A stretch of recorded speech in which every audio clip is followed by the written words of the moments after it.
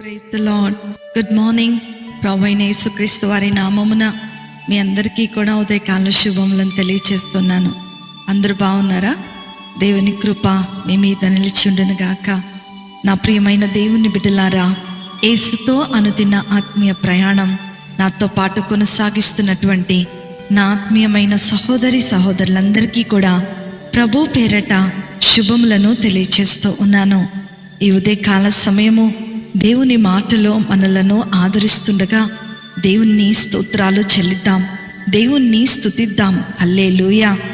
నేటి దినవాక్యము 18వ దావీదు కీర్తన 16వ చరణము.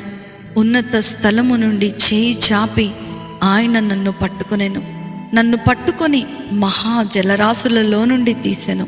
హల్లెలూయా. నా ప్రియమైనటువంటి దేవుని బిడ్డలారా, మీరెదుర్కొంటున్నటువంటి పోరాటములలో నుండి ఉన్నతమైనటువంటి స్థలములోనికి దేవుడు ఖచ్చితంగా నడిపిస్తాడని అద్భుతమైన వాగ్దానము ఈ ఉదయకాల సమయంలో మనందరి ముందు ఉంచబడింది. ఈ దినము మన జీవితంలో ఎదుర్కొంటున్నటువంటి ఈ చిక్కుల లాంటి శ్రమల నుండి తప్పించుకోవడానికి అలసిపోతున్నానని నువ్వు అనుకుంటున్నావేమో. దేవుడు నిన్ను అనేకమైనటువంటి పరిస్థితుల నుండి బయటకు తీసుకొని రాబోతున్నాడు.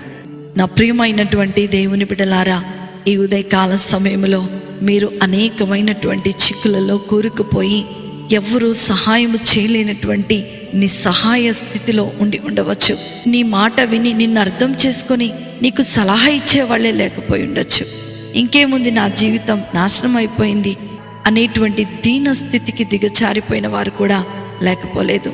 నా ప్రియమైన దేవుని బిడ్డలారా, మనం ఎదుర్కొంటున్నటువంటి ఈ నిస్సహాయ స్థితిలో నుండి మనలను విడిపించటానికి ఈ ఉదయకాల సమయంలో ఉన్నతమైనటువంటి దేవాది దేవుడు తన స్థానమును విడిచి నిన్ను నన్ను రక్షించటానికి ఆయన భూమి మీదకు వచ్చారు.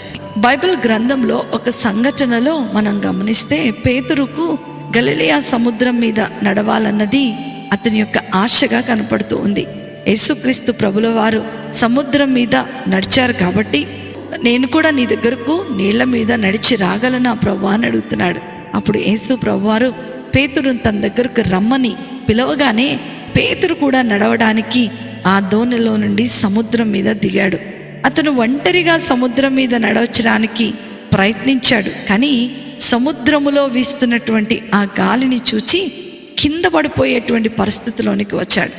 గాలి వీచినప్పుడు అతను సముద్రంలో మునిగిపోవడం ప్రారంభించాడు మరియు తనకు సహాయం చేయమని ప్రభువునకు మొరపెడుతూ ఉన్నాడు. ప్రభు నీటి మీద నుండి నడుస్తూ క్రిందకు వంగి అతన్ని పైకి లేపుతాడు.